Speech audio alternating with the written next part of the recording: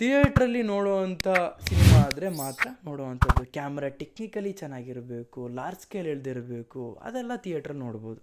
VFX wise ಆಗಲಿ ಅಥವಾ ನೀವು ಲಾರ್ಜ್ ಸ್ಕೇಲ್ ಎಳ್ದಿರೋ ರೀತಿ ಆಗಲಿ ನನಗೆ ಚೆನ್ನಾಗಿದ್ರೇ, ಇದೊಂದು ನಾನು ಹಾನೆಸ್ಟ್ ಒಪಿನಿಯನ್ ನನ್ನ ಕಡೆಯಿಂದ ನಾನು ಹೇಳ್ತಿರೋವಂಥದ್ದು. ಓಕೆ, ಈಗ ಸಿನಿಮಾ ಅಂತ ಬಂದಾಗ ಲಾರ್ಜ್ ಸ್ಕೇಲ್ ಅಂತ ಅದನ್ನು ಮಾತ್ರ ನೋಡ್ತೀನಿ ಅಂತ ಹಿಂಗೇನೋ ಸೆಲ್ಫಿಶ್ ಆಗಿ ಹೇಳಿಬಿಟ್ಟೆ ನಾನು, ಆಯಿತಾ? ಹಾಗಾದರೆ ಪ್ರತಿಯೊಂದು ಮೂವಿನ ಅಪ್ಕಮಿಂಗ್ ಕನ್ನಡ ಮೂವೀಸ್ನ ಪ್ರಾಜೆಕ್ಟ್ ಏನಿದೆಯಲ್ಲ, ಯಾವ ಕಾರಣಕ್ಕೋಸ್ಕರ ನೋಡ್ತಾ ಇದ್ದೀನಿ ಅಂತ ಹೇಳ್ತೀನಿ. ಡೆವಿಲ್ ಸಿನಿಮಾ ಅಂತ ಬಂದಾಗ ಯಾವ ಕಾರಣಕ್ಕೋಸ್ಕರ ಥಿಯೇಟರ್ ವಿಸಿಟ್ ಕೊಡ್ತೀನಿ ಅಂತಂದರೆ, ಮೊಕೊಬಾಟ್ನ ಫುಲ್ ಫ್ಲೆಕ್ಸಲ್ಲಿ ಯೂಸ್ ಮಾಡಿರೋಂಥ ಒಂದೇ ಒಂದು ಟೀಮ್ ಆಗಿರುವಂಥದ್ದು. ನೀವು ಹೇಳ್ಬೋದು ಯುವ ಇದೆ, ಅದಿದೆ, ಇದಿದೆ ಅಂತ. ಆದರೆ ನಾನು ಟೀಸರಲ್ಲಿ ನೋಡಿಬಿಟ್ಟು ನಾನು ಶಾಕ್ ಆಗಿರೋವಂಥದ್ದು ಅಂದರೆ, ಈ ರೀತಿಯೂ ಒಂದು ಫ್ಲಾಲೆಸ್ ಆಗಿ ಕ್ಯಾಮ್ರಾನ ಯೂಸ್ ಮಾಡ್ಕೊಂಡು ಈ ಒಂದು ಕ್ರಿಸ್ಟಲ್ ಕ್ಲಿಯರಲ್ಲಿ ತೆಗೆದಿರೋದ್ರಿಂದ ನಾನು ತುಂಬಾ ಖುಷಿ ಪಡ್ತೀನಿ, ಆಯಿತಾ?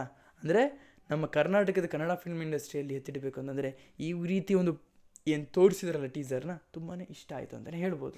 ಸೊ ರಾಕಿಂಗ್ ಸ್ಟಾರ್ ಎಷ್ಟಿರೋದ್ರಿಂದ ನಾನು ಜಾಸ್ತಿ ಏನು ಮಾತಾಡೋದಕ್ಕೆ ಹೋಗಲ್ಲ. ನನ್ನ ಮನಸ್ಸೊಳಗಡೆ ಏನಿದೆ ಅಂತ ಆಲ್ರೆಡಿ ನಿಮಗೆಲ್ಲರಿಗೂ ಗೊತ್ತೇ ಇದೆ. ಟೆಕ್ನಿಕ್ಯಾಲಿಟಿ ಬಗ್ಗೆ ಹೇಳೋಕ್ಕೆ ಆಗಲ್ಲ, ಅಷ್ಟೊಂದು ಅದ್ಭುತವಾಗಿರುವಂಥದ್ದೇ. ಇವರು ಟಾಕ್ಸಿಕ್ ಸಿನಿಮಾ ಆಗಿರುವಂಥದ್ದು. ಟೆಕ್ನಿಕಲಿ ತುಂಬಾ ಫಾರ್ವರ್ಡ್ ಇರೋದ್ರಿಂದ ನಾನು ಜಾಸ್ತಿ ಏನು ಹೇಳೋಕ್ಕೋಗಲ್ಲ, ನಿಮಗೆ ಅರ್ಥ ಆಗಿರುತ್ತೆ. ಓಕೆ, ಈಗ ಮ್ಯಾಕ್ಸ್ ಸಿನಿಮಾ ಬಗ್ಗೆ ಹೇಳೋದಾದರೆ, ಇದೂ ಕೂಡ ಬರುವಂಥದ್ದು, ಮ್ಯಾಕ್ಸ್ ಮೂವಿ ಕೂಡ ಬರುವಂಥದ್ದು ಟೆಕ್ನಿಕ್ಯಾಲಿಟಿ. ಇನ್ನೊಂದು ವಿಷಯ ಏನಂತಂದ್ರೆ, ಬ್ರೂಟಲಿ ನನಗೆ ಗೊತ್ತಿರೋಂಗೆ ಇದಕ್ಕೆ UA ಸರ್ಟಿಫಿಕೇಷನ್ ಸಿಗೋದು ಡೌಟೇನೆ.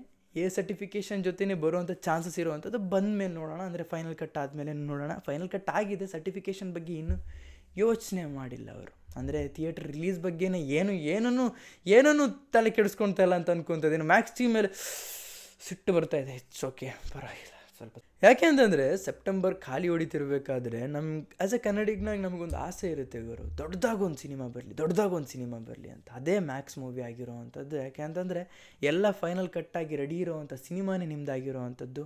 ಒಂದು ಅಫಿಷಿಯಲ್ ಅನೌನ್ಸ್ಮೆಂಟ್ ಸೆಪ್ಟೆಂಬರಿಂದೇ ಆಗಿದ್ದಿದ್ರೆ ತುಂಬಾ ಚೆನ್ನಾಗಿರುತ್ತೆ. ಯಾಕೆಂದರೆ ಅಕ್ಟೋಬರಲ್ಲಿ 3 ಲೈನಪ್ ಇದೆ. ಧ್ರುವ ಸರ್ಜಾ ಅವ್ರದ್ದಿದೆ, ಉಪ್ಪಿ ಸರ್ದಿದೆ, ಹಾಗೆಯೇ ಕೊಟ್ಟಿರೋಂಥ ಬಗೀರ ಸಿನಿಮಾ ಬಗ್ಗೆನೂ ಇದೆ. ಈ 3 ಮೂವಿನ ಯಾಕೆ ನೋಡ್ತಿದ್ದೀರ ಅಂತಲೂ ಕೂಡ ಹೇಳ್ತೀನಿ. ಬಗೀರ ಸಿನಿಮಾ ಬಗ್ಗೆ ಹೇಳೋದಾದರೆ, ತುಂಬಾ ಅಡ್ವಾನ್ಸ್ ಆಗಿ ಹಾಲಿವುಡ್ ಲೆವೆಲ್ನಲ್ಲಿ ಆ್ಯಕ್ಷನ್ ಸೀಕ್ವೆನ್ಸ್ನ ಇಟ್ಟಿರುವಂಥ ಒಂದು ಸಿನಿಮಾ ಆಗಿರೋವಂಥದ್ದು. ಅಫ್ಕೋರ್ಸ್ ಶ್ರೀಮುರಳಿ ಮೂವಿ ಆಗಿರುವಂಥದ್ದು ಲಾರ್ಜ್ ಸ್ಕೇಲ್ ಇದ್ದೇ ಇರುತ್ತೆ.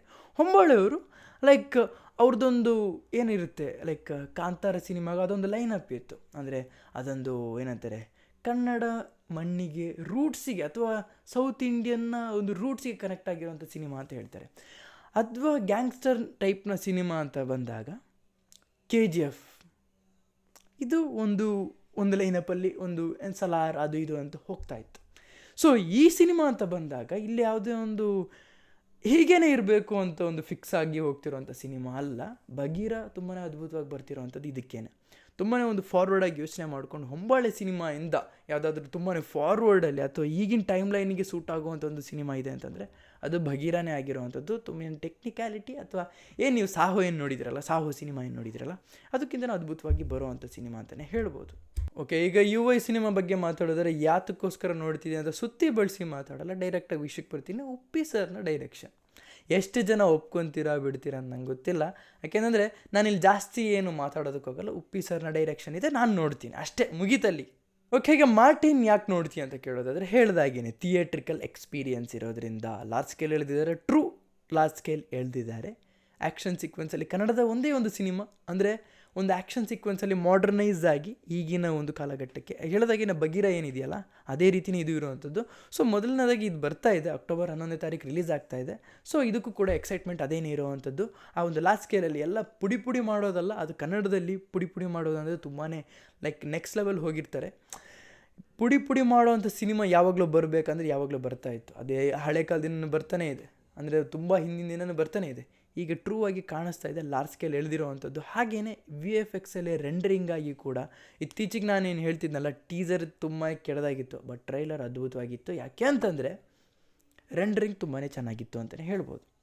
ಹಾಗೆಯೇ ನವಂಬರಲ್ಲಿ ಏನು ಸಿನಿಮಾ ಬರ್ತಾ ಇದೆ, ಡಿಸೆಂಬರಲ್ಲಿ ಏನು ಸಿನಿಮಾ ಬರ್ತಾ ಇದೆ ತಿಳಿಸಿ, ನಿಮ್ಮ ಕಡೆಯಿಂದನೇ ಹೇಳ್ತೀನಿ ಯಾಕೆ ನೋಡ್ತೀನಿ, ಯಾವ ಸಿನಿಮಾ ನೋಡ್ತೀನಿ, ಯಾಕೆ ಥಿಯೇಟ್ರಲ್ಲಿ ಹೋಗಿ ಮಾತ್ರ ನೋಡೋವಂಥ ಸಿನಿಮಾ ಅಂತ ನನ್ನ ಕಡೆಯಿಂದ ಹೇಳ್ತೀನಿ. ಬಾಯ್ ಬಾಯ್.